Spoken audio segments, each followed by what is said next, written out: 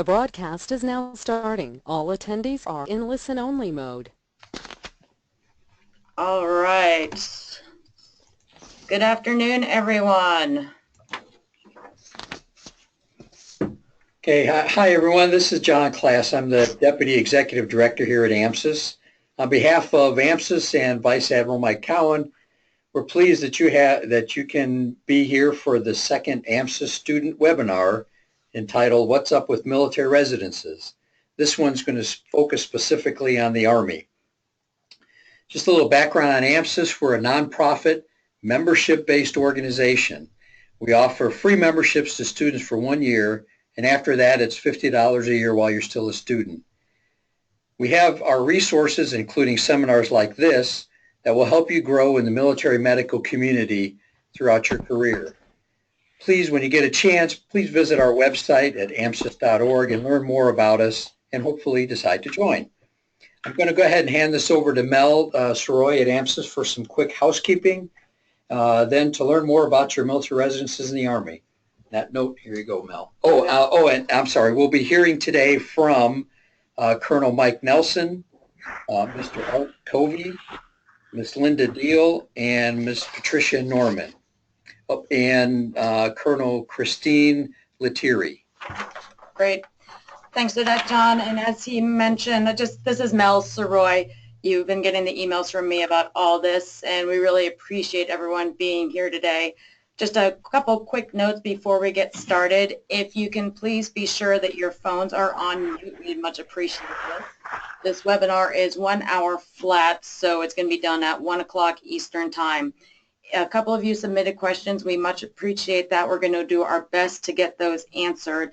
And then if you have additional questions, you can type those in, and we'll do our best to address those. And then within the next week, you'll receive a copy of this webinar. The link will be emailed to you.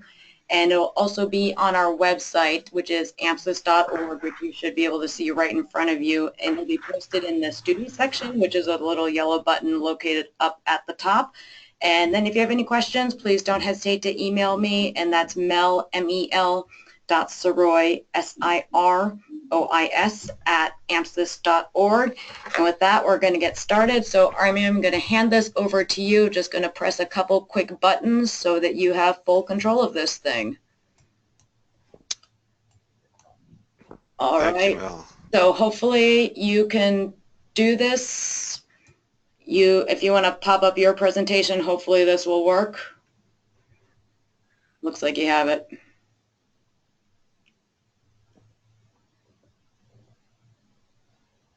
Where is it? Are you asking me or yourself?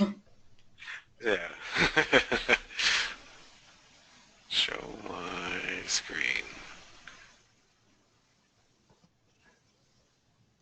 Gotcha. So I do not see the loaded presentation at all on our end. You want me to upload a separate copy? If you put your PowerPoint presentation up on your screen, you're good to go.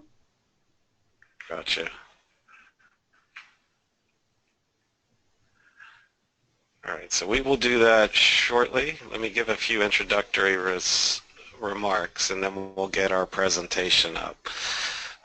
The presentation that we have loaded, we'll distribute to you after the fact, is really full of detail. And today's session, thankfully, is really devoted to answering your questions and making sure that you get the appropriate information you need. So let me first offer a word of thanks to AMSUS and Vice Admiral Cowan and Commander Class, and you as well, Mel, for helping us coordinate this session in support of our Army HPSP population in the field. We're very excited to have this opportunity and to do a joint with your organization. So welcome to the 100 or so HPSP members. We had an opportunity to see who's actually enrolled on the call, and I thank my Deputy Colonel Christine Lettieri for looking through the list and giving me a breakdown of who's on the call. And you really are a microcosm of what our HPSP program is all about. You come from all corners of the nation, literally spread throughout the United States where you are located. You're across a multitude of medical schools across the nation, and that really is reflective of what our HPSP program is all about. You are also a microcosm of what our graduate medical education is all about, because HPSP forms 80% of our pipeline for all of our graduate medical education, and the vast majority of those who go on to be staff clinicians in Army medicine throughout the Army Medical Corps. So I'm glad to have this array, which means we'll get some representative questions of really what's on the minds of our HPSP students. So welcome to the call, but more importantly, welcome to Army Medicine, and thanks for being such a vital piece of our medical corps pipeline. You really are the face of Army Medicine as you walk the halls of our nation's medical schools. So thank you for being part of our family. So I am the Director of the Medical Education Directorate here at the Office of the Surgeon General. Our quick overview of this directorate, we are more than graduate medical education and HPSP, although that is the bulk of what we do. You interface with our HPSP program office on a regular basis, as well as our budget office. We also have a dedicated section led by one of our subject matter experts in the room, Linda Deal, on graduate medical education, who you'll hear from shortly. And then we also run continuing medical education for the Army out of this office. The real focus today is HPSP, and our program manager, Mr. Art Covey, and our OIC and leader, Colonel Christine Lettieri, are going to take the lead for giving you an overview of Army HPSP, and through this process, we'll also review some key dates at some point during the call. So while they start to talk about the HPSP program in general, I'm going to get the slides up for your review.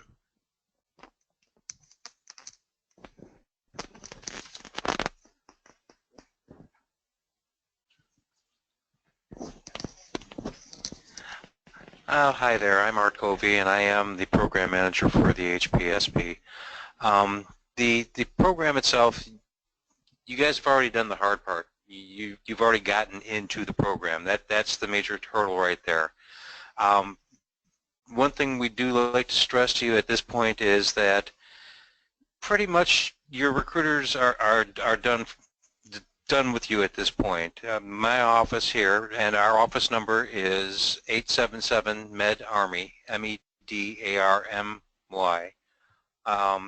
We'll handle any questions that you have concerns that you have with your tuition, with any of your fees, your reimbursement for books and equipment, anything that you have along the lines of your ADTs. Please feel free to contact our office at that number, 1-877-MED-ARMY. We are in the position right now where I'm trying to figure the right way to say this. What we try to do is enforce the policies and regulations that actually guide our program, and we do that through close communication with you guys. I don't have my glasses. I'm sorry, being talked to in two different ways here.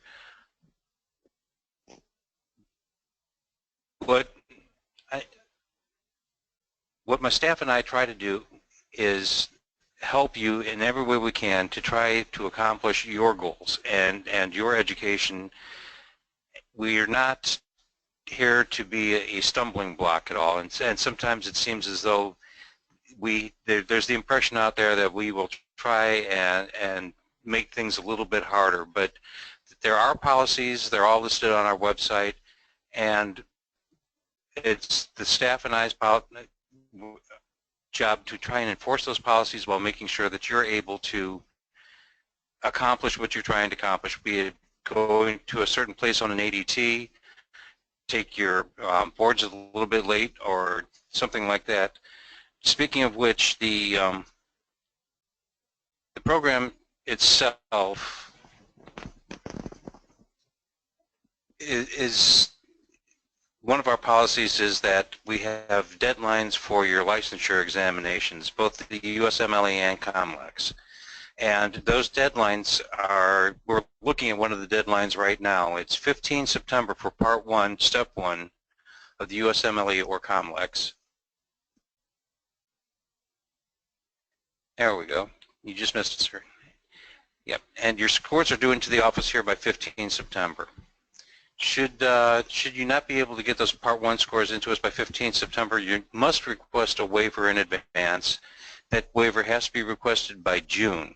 And so if you have any questions about how to request a waiver for your Step 1, Part 1, please feel free to give our office a call and we'll walk you through the step-by-step process that it takes.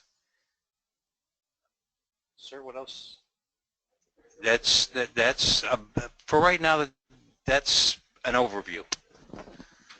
Thank you again. We're going to focus on just giving you some brief overview information early and then get to some of your questions and open it up for what's really on your mind. So let me give you a quick overview of graduate medical education. And to give you a sense for those that were on the call last time and remind you that we have a heavy investment in graduate medical education at large in Army medicine.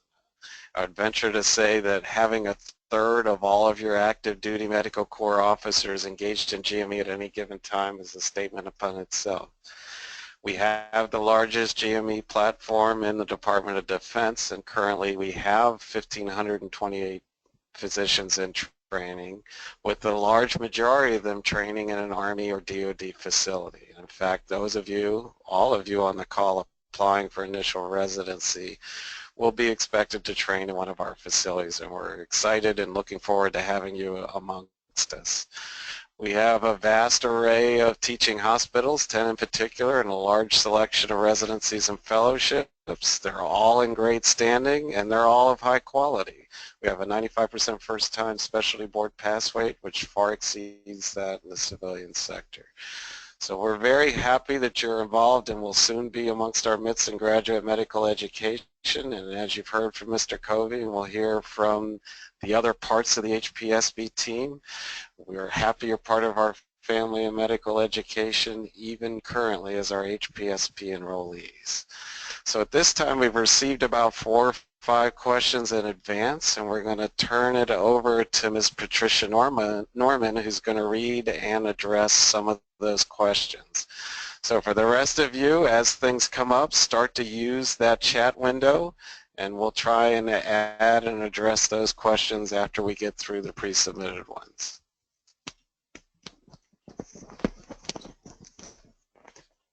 Good afternoon. My name is Patricia Norman, and I'm the PG1 Program Manager. The first question, what residency application are we using this year? We are using Mars. We no longer use ERAS.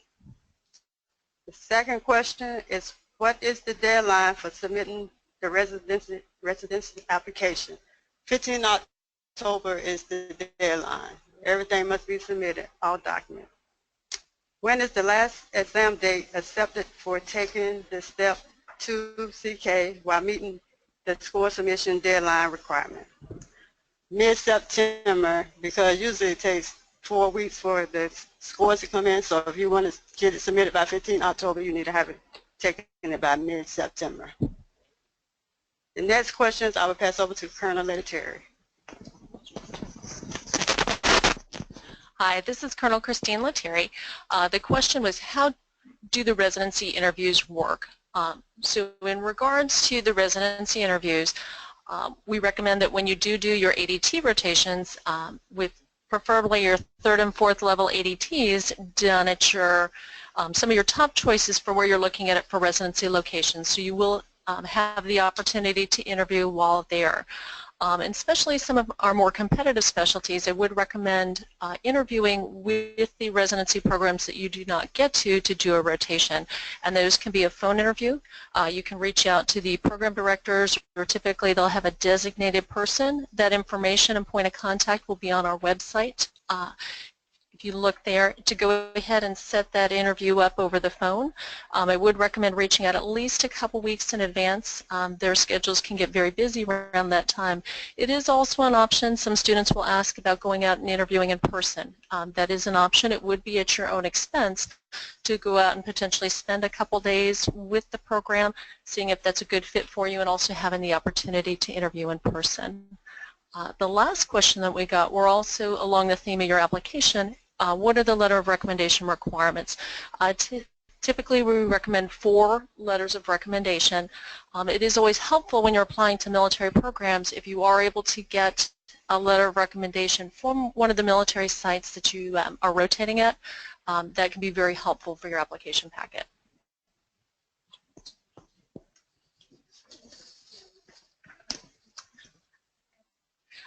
The last question that we had received prior to the webinar was regarding the couples match, and I'm going to go ahead and read the question. My wife and I are rising fourth-year medical students who will be couples matching this December in the Army match. What are some last-minute advice or pearls of wisdom for couples matching in our upcoming match?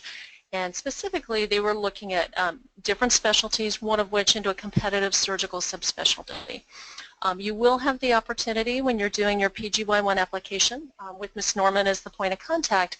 We will ask you information on if your spouse is also in HPSP or in AMSUS, and you'll be applying to the couples match. So you will want to ensure that you do complete all that documentation so that we're aware of your situation coming in. And certainly for advice, making sure that you're rotating at sites that are going to support both of the programs that you're interested in, and certainly try to make yourself as competitive as possible at those sites when you're rotating. Certainly we are committed to matching you to the same location, with the caveat of that may not always be your specialty of choice or your specialty your first choice in your rank order. We will ensure that you are in the same location, but certainly making yourself as competitive as possible to try to match into those programs that you truly want to go to. Great. So to remind the group on the call, you're more than welcome to submit additional questions through the chat window. For those online, maybe a little bit difficult for those on audio only, so hopefully we'll get a few more questions in that area. So in the meantime, perhaps it would make sense if we march through some of the reference information in our slide deck that regards the upcoming PGY1 match. Mind talking about that, Colonel Lettieri? We'll flip to those slides in just a second.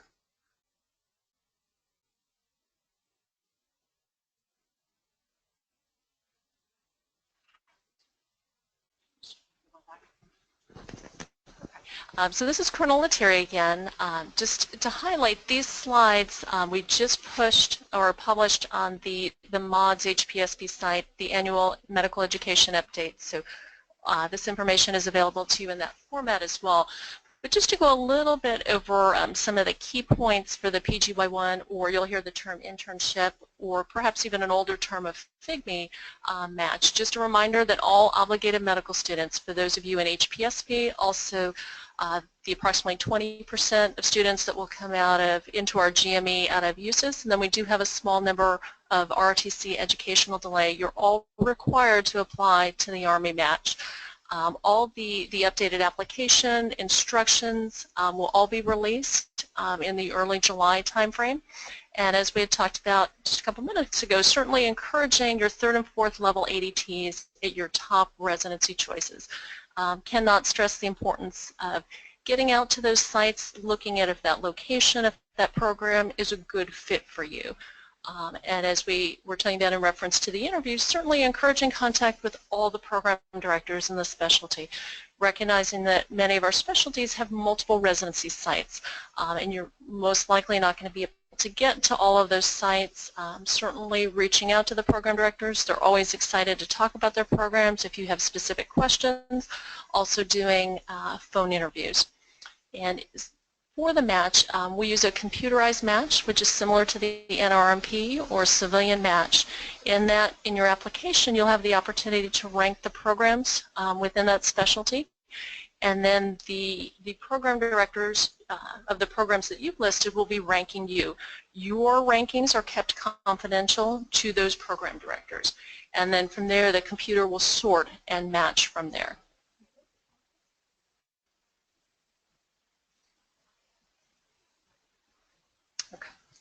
Just a little bit more about the match. So typically the results are announced in the mid-December timeframe. We've got some information on the slide that follows. Some common questions are, well, which specialties tend to be the most competitive? And you will see historical trends on those slides that follow, the same ones that are published on the HPSP site, where we have 5 years of trends, then you'll be able to see historically emergency medicine, some of the surgical subspecialties, we tend to have more applicants than we do have positions. On a positive note, approximately 80 to 85% of our graduating medical students, that's incorporating those coming out of HPSP and AMSUS, will match into their first choice of specialty. And then we're going to talk about in this next slide, well, what happens if you don't match into your first choice of specialty, especially if you're looking at some of these more competitive ones. You do have the option on your application to rank a second specialty. So say if you were applying for emergency medicine but felt like you would be very happy in family medicine as a secondary specialty, you do have the option to rank all the emergency medicine programs followed by the family medicine programs. And then that way, giving yourself options, if you did not match into internal medicine, you would then be looked at for a position in family medicine. I'm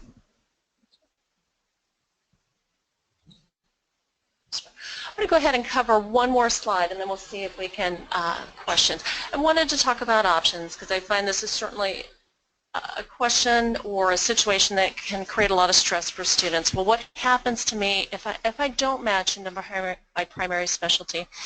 The nice thing in our system is we have a lot of options. Again, as we talked about on that previous slide, for those of you who are following along, you do have the option to rank a secondary specialty. We also do offer something called the rebuttal board. So say if you had applied only for one specialty, you had applied for, I'm going to keep using the emergency medicine scenario. If you applied for internal medicine, or excuse me, emergency medicine, but were not selected for that, we will go ahead and place you into what we call a transitional year, which is a rotating internship. You get exposure to lots of different areas of medicine. We do, once the initial match is concluded, offer something called a rebuttal board, where we will provide information to everybody that competed in the match to let you know what we have unfilled positions in. In the 2015, we had some specialties that had not historically been represented there. We did not fill all our positions in dermatology and radiology. Additionally, we had unfilled positions in internal medicine, OBGYN, and pathology. The year prior, it was internal medicine, pathology, pediatrics, and neurology. All students have the opportunity to go ahead and put an application in and be considered for those open positions. So it's basically going through, it's very similar to the scramble, if you've heard that term in the civilian match. And we did have students that were successfully selected or competed for and selected for unfilled residency positions. The nice thing there is you do even have further options from there. So say if you are placed in a transitional year, a caveat is that transitional year is also a good option for those students who are not sure which specialty that they want to pursue. From your transitional year, you will have the opportunity to apply for residency training. You would submit an application in the fall of your PGY1 or internship year. Historically, most of our residencies do have opportunities at the PGY2 level, so second year level, more so in the primary care specialties, more difficult in our surgical subspecialties.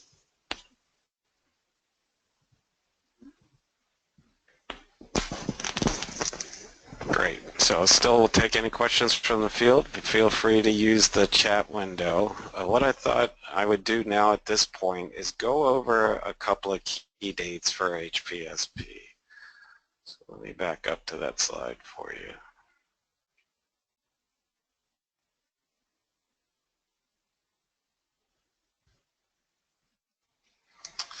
So this will be important for those of you who are in various stages of our HPSP program. We've tried to break it out chronologically, not necessarily by what year you're in.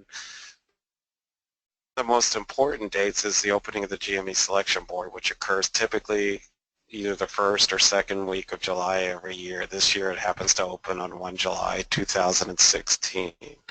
So you will see letters of instruction and other information such as fact tables about individual programs to which you will be applying that will be updated from the pre-active for the upcoming selection board.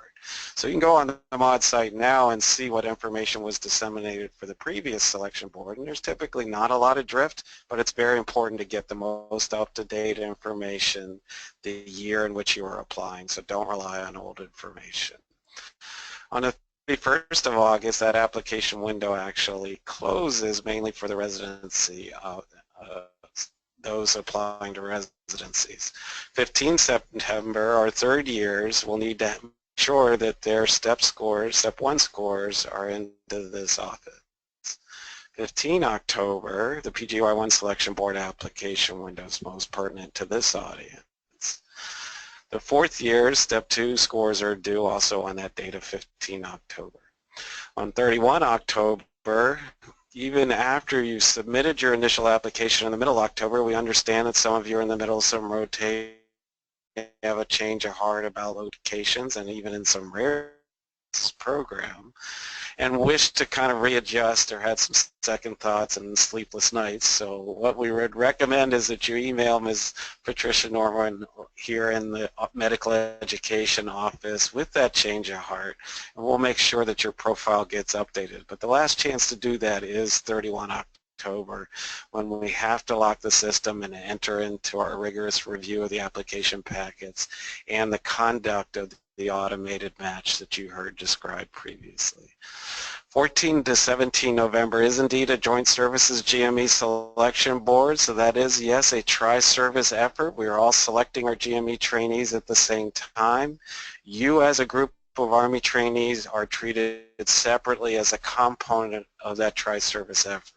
So I know that gets confusing sometimes. You're not being scored, evaluated, or matched in competition with other services. You really are treated as a separate group.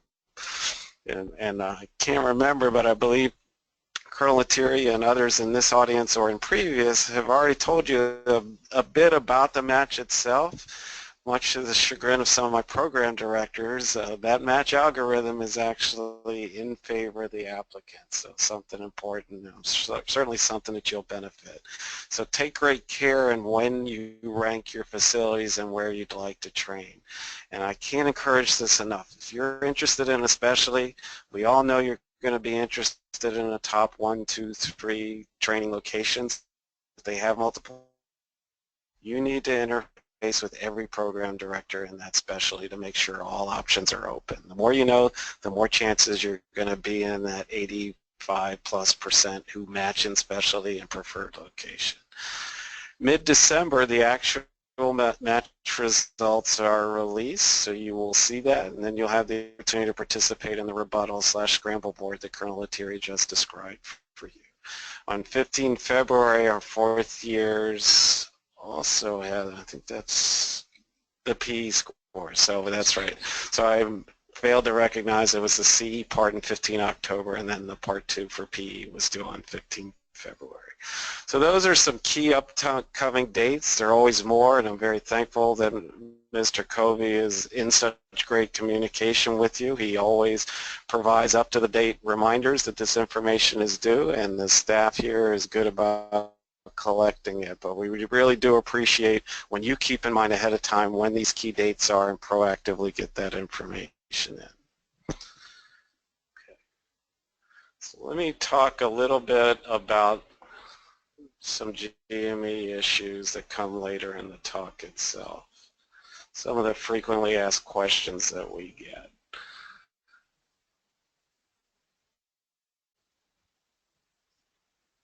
Yeah, it's okay.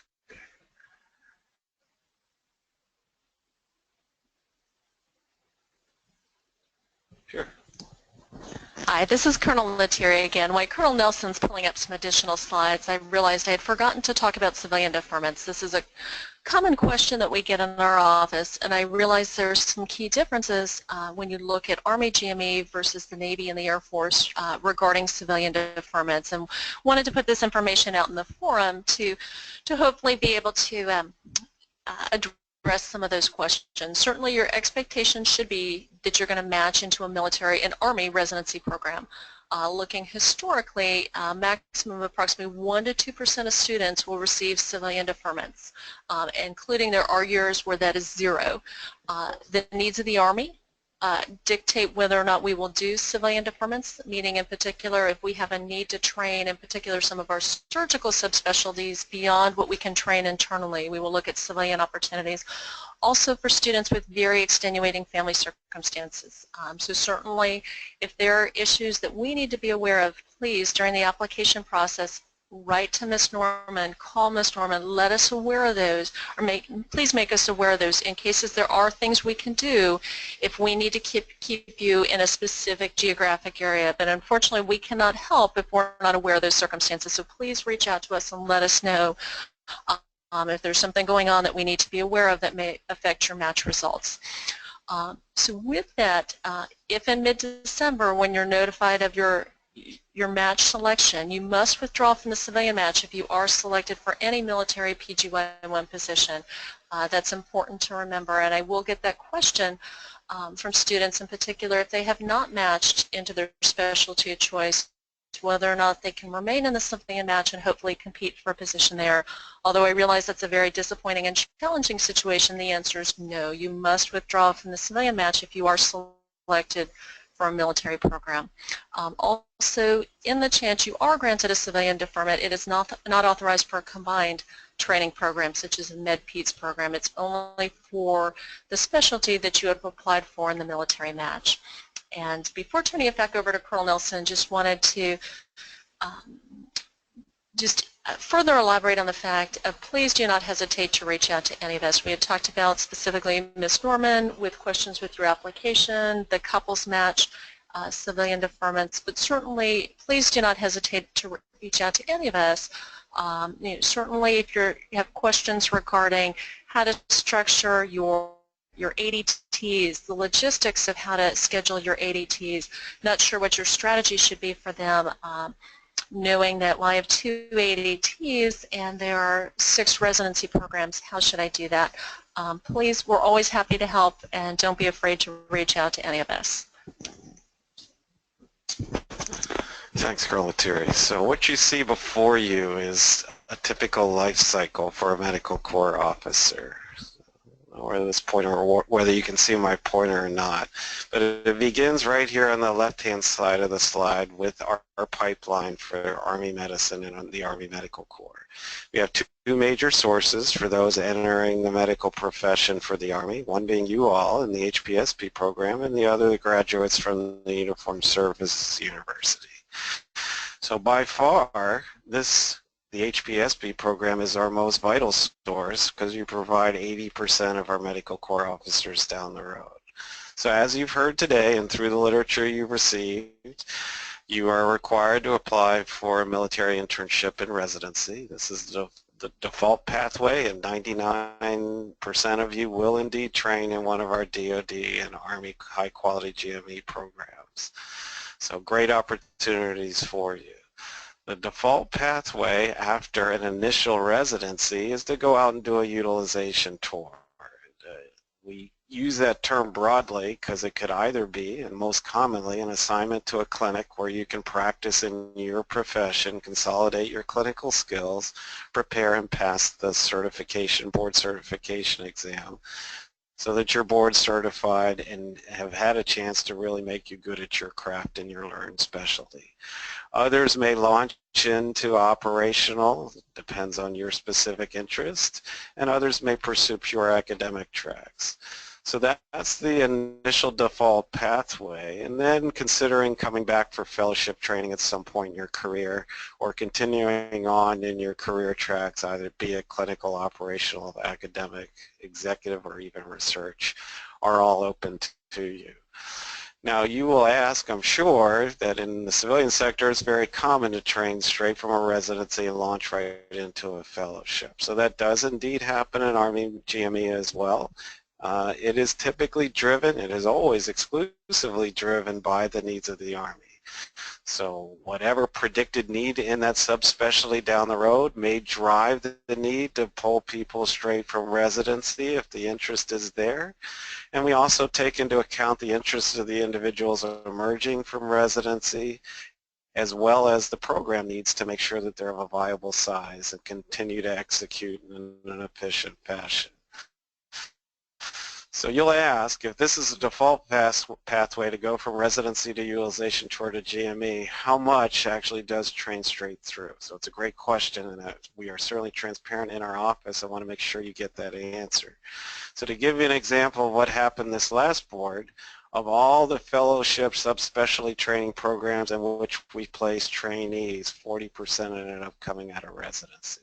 So it's not uncommon, but I really do want this audience to know, we've told everybody that this is the default pathway, and many of you will indeed go out to do a utilization for specific Army medicine needs that drive training straight through. So a little bit different that you might see on some of a typical career education pathway, but those same pathways are often available to you. So after you can finish your fellowship or subspecialty training, we'll encourage you to go out and again pursue some of these great opportunities in Army medicine. Bulk of you will be in clinical tours. Many will get the opportunity and really to expectation to adopt and embrace broadening opportunities in some of our operational assignments to make you even more competitive for promotions down the road. The good news is that we are launching back, oh, that's interesting, we are launching back our mentorship aspect for careers to very early in the pathway. I think we've kind of tended to wait in the past until people got to that first utilization tour before people got serious about career mentorship, both along clinical lines but also as medical officers, so that we keep you on track for promotions. And that's probably because in the Army, it used to be you just kind of spend your time and you get promoted every 6 years. Well, that's really no longer the case anymore. It really should have never been the case. It does take active leadership and promotion and dedication to make sure that you do the things you should do, both in a clinical and a medical officer realm, to get those promotions, particularly to the rank of lieutenant. So let me move on to the next slide that gives a little bit more detail on the expectations at specific ranks and what we do in Army medicine going forward. So you'll see at the top the 4 ranks that we typically see in the medical corps. Expectations for professional military education. So you'll see BOLIC here. Most of you have, will, or certainly will complete by the time you finish your HPSP program before you get the internship. You'll have that. The next school after that you'd be expected to take is something called the Captain's Career Course. And then after that there are several other advanced professional military education courses that will put you on track for some of these higher level promotions. Now you'll come in after graduation right at 03 without having to do essentially anything, just making sure you do what you're supposed to do in HPSP. That's the good news. So don't screw up, don't make bad decisions. That can derail your entry into medical corps and cause all sorts of problems. But not only that, that bad paper, if you will, stays in your personnel file throughout your entire career. So every time you come up for promotion, if you've got incidences where you've made bad decisions, you've got promotion boards looking at what you've done in the past. So don't think that we have short memory or promotion boards have short memories. They really do remember what's happened throughout your entire career. This promotion to major is what we call a fully qualified promotion. So essentially, again, if you check the box and do what you're supposed to do, you will get promoted to major, which is a great thing. And really an advantage for us in the medical corps because you are locked into residencies, particularly during this time between captain and major.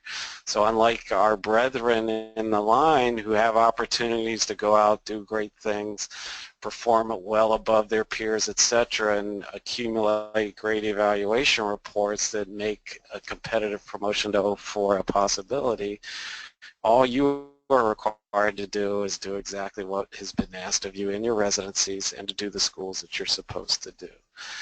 It gets a little tricky trying to get these other 2 promotions. So these are almost 99–100% promotion rates because most of our officers through mentorship do meet all of the check boxes and will make that promotion from captain to major.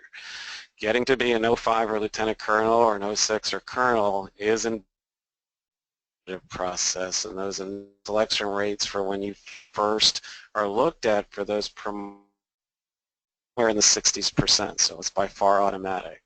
So what I'm trying to convey to you is that it's very important to do great in your training in medical school, do great in your training in residency, make great decisions in your professional and personal lives, and also to look for opportunities to lead and excel as you march through these ranks.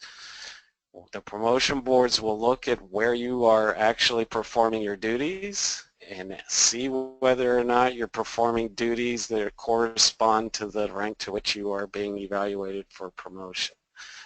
Here's the good news story. We talked about operational, clinical, and some executive and academic and research tracks. In the past, we used to lock individuals into single tracks as they progressed through their careers, and anybody who tried to switch a track would end up taking a couple of steps back and may threaten their ability to get promoted because it takes a while to get built up on that new track. Our leaders saw that as an issue, and what the Medical Corps and Army Medicine truly believes is that each and every one of these positions and each and every one of these tracks are indeed vital to our mission in Army Medicine. So they respect, encourage, and expect that all of our officers will excel at least in one of these tracks, but really encourage folks to take broadening assignments in some of these other tracks so that they gain experience and understanding of the patients that they're seeing, of the soldiers that they are leading in their units as they progress throughout their career. So we're excited that you're not only doing well in medical school and HPSP now as part of your program. Our leadership here on the call today gets great reports of your progress, so we're excited about the quality of this incoming class. I assure you that the program directors and graduate medical education are equally excited. We continue to report, and I had the opportunity to speak with all of our specialty leaders this week who are all gathered in Washington, D.C. So they know that there's a strong pipeline coming in, and you represent that group, and we're very proud of what each and every one of you are doing every day. All right, so with that, did we have any other topics around the table? Did you want to go into more detail about ADTs? Couple more minutes. That always is a question that comes up, and thankfully Mr. Covey, our program manager, has prepared some detailed slides that you'll be able to refer to after the call, but I think it's worthwhile going through in a little bit more detail what some of the intricacies of that ADT program are. Hi, this is Art Covey again, and while Dr. Nelson is bringing up the slide here, once again, I can't stress this enough. Back one, sir. You just passed it.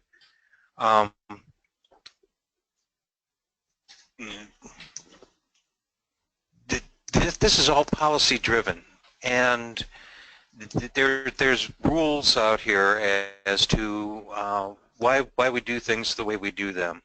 The ADT itself, requesting an ADT, is actually a 5-step process, and rather than read the slide to you, it's fairly easy. The first step is contacting the facility. The second step is going out to MODS and requesting the ADT for the dates that the facility has given you. Third step is to ensure that your orders are posted out at MODS, and it's under the View Documents menu item. And fourth step is to contact Carlson Wagonlit in order to get your e-ticket to get to the ADT, and the fifth step is actually to put in basically after action forms. Now, and again, this is a policy thing, the AHRC 3924. If you do not fill out that form and return it to our office here so that we can get it to finance, I will guarantee you that at the worst possible time, usually around Christmas, 2 or 3 years after the ADT, the Army is going to come along and they're going to take away some of your money. Because what happens during an ADT is you actually get paid for 4 days of leave. And because you're not allowed, while you're in HPSP, you're not allowed to accrue leave, the Army just automatically pays it to you while you're on your ADT. Without filling out that particular form, what's going to happen is the Army's going to think is that you took that 4 days of leave because it's not on the books, rather than pay you for it, and they're going to take that amount of money away from you. And it's substantial. That's say 4 days at second lieutenant pay is probably close to $1,000 nowadays. So that's a substantial amount of money, and they will get it at the worst time. So that's a very important form to fill out. The 1351-2 is actually your money form. That's the form that we're going to go ahead and verify your travel on, so that the travel office in Indianapolis can reimburse you for your hotel and your mileage and your stuff and your meals. So it's very important that you fill out that 1351-2 within 5 days of completion of the ADT. Again, this is all very policy driven. We have another slide here that actually lists the rules for ADT, and each ADT has got to be 45 days. That is not an Army rule. That is actually in law. So every ADT that you perform must be 45 days in length. The Army rule is that 21 of those days must be performed at a treatment facility. Every ADT starts and ends at your school location. We understand that a lot of the students within their third-year clerkships are away from their school. They're in another city, or possibly even a state, or possibly across the country doing knocking out their core rotation someplace other than at school. The unfortunate part is that your school is listed as your duty location, and your ADT must begin and end at your school location. During the 45 days of ADT, 2 of those days are for travel. The first day of the ADT and the last day of the ADT. The Joint Travel Regulation mandates that you cannot travel more than drive more than 350 miles on any duty day. That's why we have the no driving for more than 350 miles. You're only allowed to travel one day. You're only allowed to travel a maximum of 350 miles one way. Anything over 350 miles, you must fly to the location. The good part of that is that we do have a system in place in order to get rental cars for you guys. No portion of an ADT can be performed between the 1st and the 15th of October. You all heard about the government shutdown in 2013. A couple of our guys really got hung up badly because there was no funding. There was absolutely no funding, and they were in the middle of an ADT on the 1st of October, and it messed them up big time. If you can imagine being on a rotation that you need to graduate, and then being told by the Army, no, tomorrow you're going to get on a plane and come back because we're not going to have any money for you past tomorrow. And that's essentially what happened to some of those people, and that's why we have that rule. I understand that it's kind of causing some angst for those out there right now, but trust me, it's better than actually running out of money. ADT in Hawaii is not permitted during the month of December. I'm sorry, we're not going to pay for a Hawaiian vacation. So not during Christmas break. And again, that's one of the rules, but there's another reason behind that rule. The staff at Tripler out in Hawaii, actually, that's when they get their vacation time. So the hospital is in a minimum staffing environment, and they wouldn't have a whole lot for you to do during the month of December, because that's essentially when they take their leave.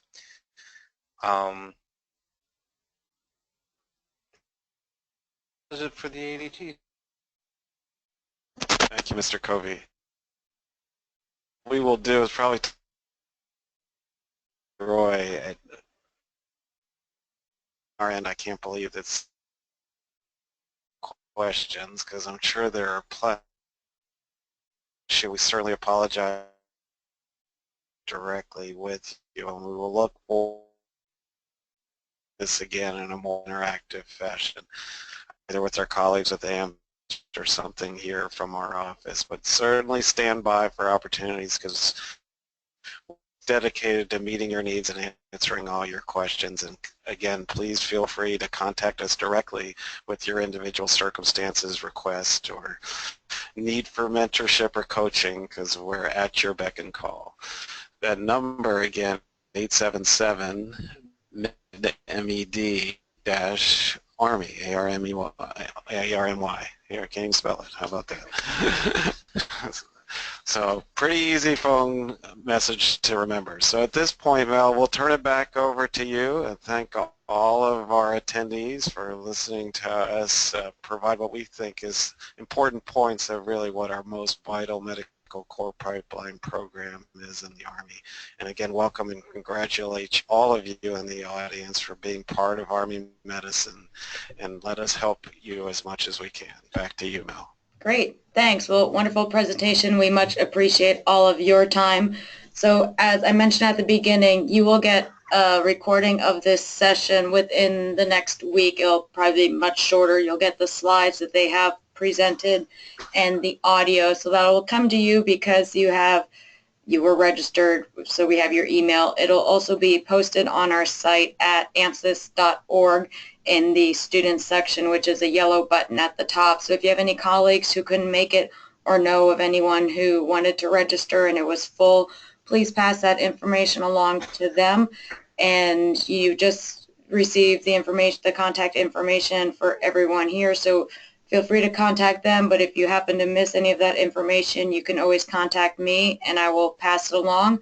But that's all I have for now. So again, we appreciate your time and good luck with all of your endeavors. So that's it from me. So I think we are good to go. Great. Everybody have a great day. Thanks again. All right. Bye.